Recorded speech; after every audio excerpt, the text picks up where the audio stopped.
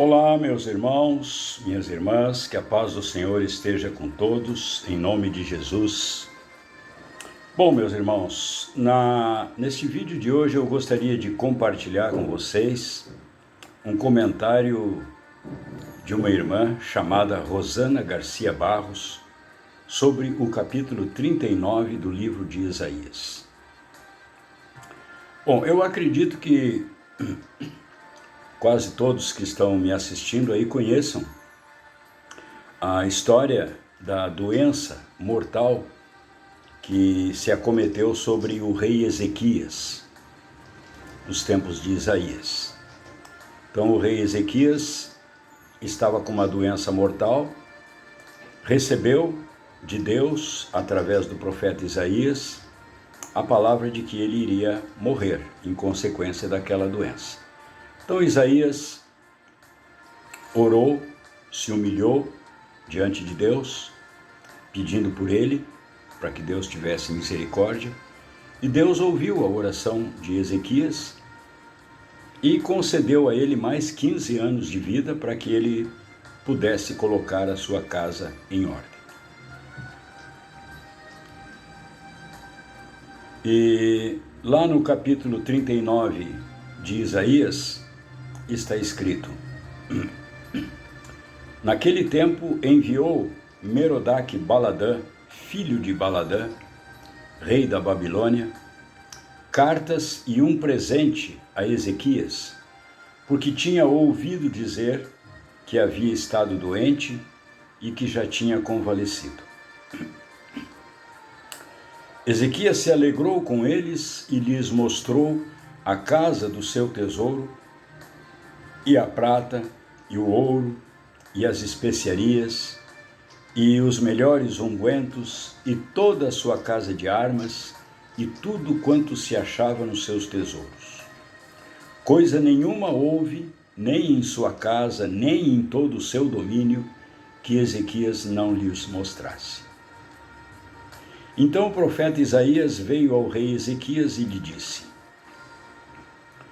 Que foi que aqueles homens disseram, e de onde vieram a ti?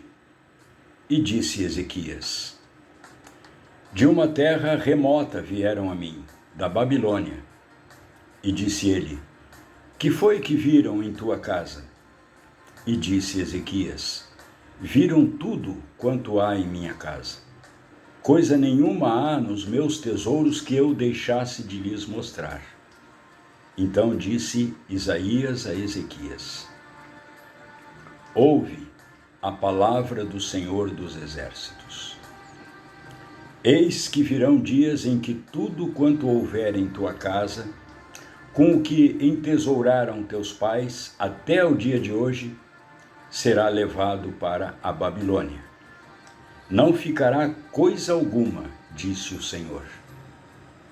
E dos teus filhos, que procederam de ti e tu gerares, tomarão para que sejam eunucos no palácio do rei da Babilônia. Então disse Ezequias a Isaías: Boa é a palavra do Senhor que disseste. E disse mais: Porque haverá paz e verdade em meus dias. Então, irmãos, em um curto período de tempo, Ezequias atravessou um mar de turbulências. Houve uma intervenção do Senhor na sua vida, tanto no que diz respeito à segurança no seu reino, pois ele tinha sido livrado recentemente das mãos do rei da Assíria, e também quanto ao restabelecimento da sua saúde, após uma doença mortal. E aí foi-lhe concedido mais 15 anos para que pudesse colocar a sua casa em ordem.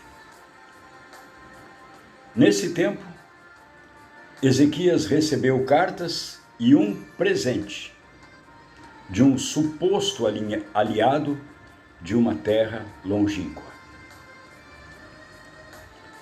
Tendo notícias de que Ezequias estivera doente, e já tinha convalescido, o rei da Babilônia enviou seus mensageiros a fim de se inteirar da situação, da doença e da cura de Ezequias.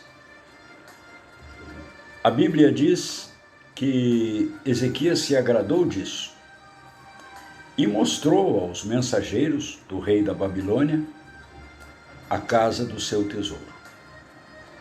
E que não houve coisa alguma, nem da sua casa, nem em todo o seu domínio, em todo o seu reino, que Ezequias não tivesse lhes mostrado.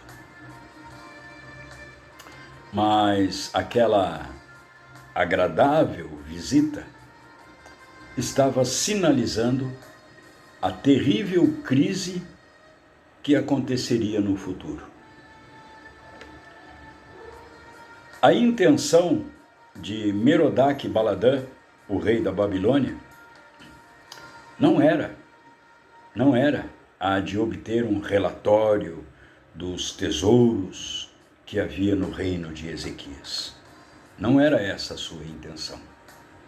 O que ele, na verdade, pretendia era saber como Ezequias havia sido curado da sua terrível doença, pois ele mandou os mensageiros para se inteirar dos fatos após saber que Ezequias havia sido curado da sua doença. Então o que ele queria era saber como Ezequias havia sido curado. Ele queria conhecer a fonte da cura, como aconteceu a cura da sua doença. Era isso que ele queria investigar. Então, irmãos, era muito provável, não fica claro, que aquela enfermidade de Ezequias já tivesse atingido muitos moradores da Babilônia. E nada do que fora feito pelos magos e curandeiros caldeus havia surtido efeito. Quem sabe até Ezequias tenha mencionado aos mensageiros sobre o emplastro de pasta de figo. Pode ser, quem sabe. Mas ele achava que, mostrando a eles um reino próspero e bem organizado, bem ordenado, ficaria subentendido que tudo aquilo provinha das mãos do Criador. Aquele que antes havia se humilhado diante do Senhor, foi tomado pelo orgulho e pelo egoísmo, que o impediram de iluminar aqueles mensageiros com a glória de Deus. A pergunta que o profeta Isaías lhe fez, hoje ainda é dirigida a cada um de nós. O profeta perguntou: que viram em tua casa?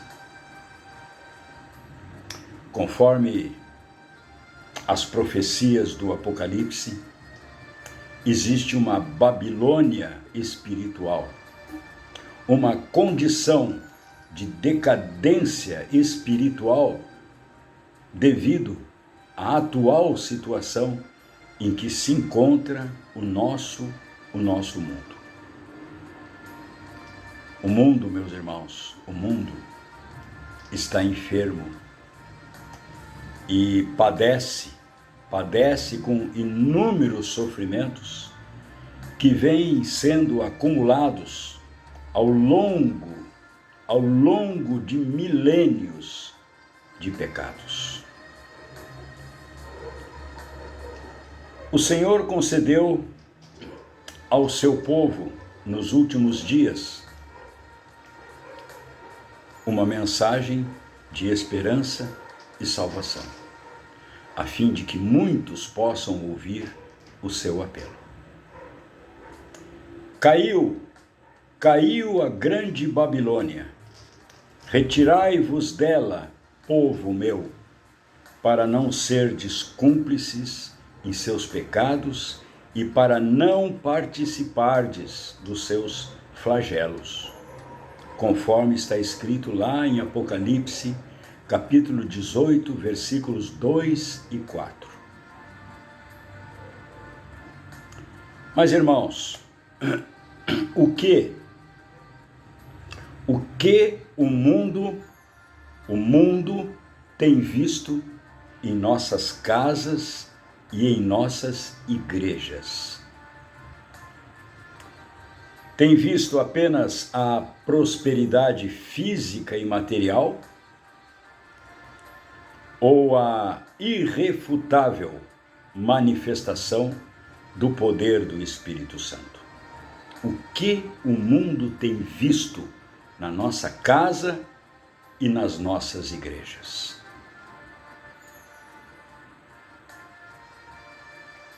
Diante de uma geração que está na iminência de enfrentar um tempo de angústia qual nunca houve, conforme escrito em Daniel capítulo 12, versículo 1. Parece que, como o rei Ezequias, nós estamos tranquilos, pensando: haverá paz e segurança em meus dias. E prosseguimos. Prosseguimos divulgando e nos agradando do que é terreno, do que é mundano e passageiro. Mas a boa palavra do Senhor é aquela que nos adverte e nos desperta. Quando andarem dizendo paz e segurança, eis que lhes sobrevirá repentina destruição. Como vêm as dores de parto a que está para dar à luz, e de nenhum modo escaparão. 1 Tessalonicenses, capítulo 5, versículo 3. A luz, meus irmãos, a luz de que o mundo necessita não é a que se reflete nos mármores das igrejas e das casas luxuosas. A luz de que o mundo necessita é aquela que vem do assim diz o Senhor, da palavra de Deus. Porque o cumprimento da profecia está bem diante dos nossos olhos. Eis que vem dias, diz o Senhor Deus, em que enviarei fome sobre a terra, não de pão, nem sede de água, mas de ouvir as palavras do Senhor. Então vai haver um tempo, meus irmãos, em que os homens vão ter muita fome e sede de ouvir a palavra de Deus. Conforme está escrito lá em Amós, capítulo 11, versículo 11. Capítulo 8, versículo 11. Quando impressionados pela beleza do templo de Jerusalém, os discípulos disseram: Mestre, que pedras, que construções! Lá em Marcos, capítulo 13, versículo 1. Mas Jesus lhes respondeu dizendo: Vês estas construções? Não ficará pedra sobre pedra que não seja derribada. No versículo 2 do mesmo capítulo 13 de Marcos.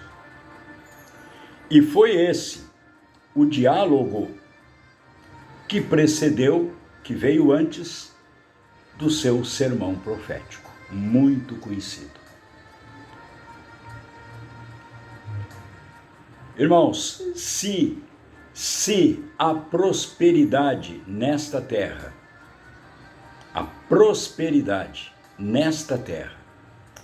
tem vindo antes para tomar o lugar que é devido somente a Deus, e tem ocupado o tempo que deveria ser investido em pregar o Evangelho eterno, o Senhor nos convida hoje, então, meus irmãos, minhas irmãs, a rever nossas prioridades, a rever as prioridades da igreja, a rever as prioridades dos cristãos. A prioridade do cristão deve ser pregar o Evangelho para ganhar almas para o reino. Então devemos revisar nossas prioridades e seguir a sua ordem. A ordem: prega a palavra, insta, quer seja oportuno, insta é insista, quer seja oportuno, quer não, corrige, repreende, exorta com toda longanimidade e doutrina. 2 Timóteo, capítulo 4, versículo 2.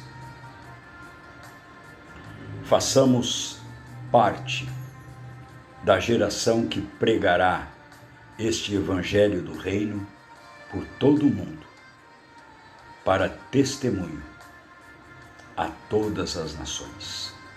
Então virá o fim. Mateus capítulo 24, versículo 14.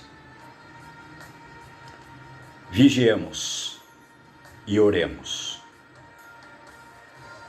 Deus te abençoe.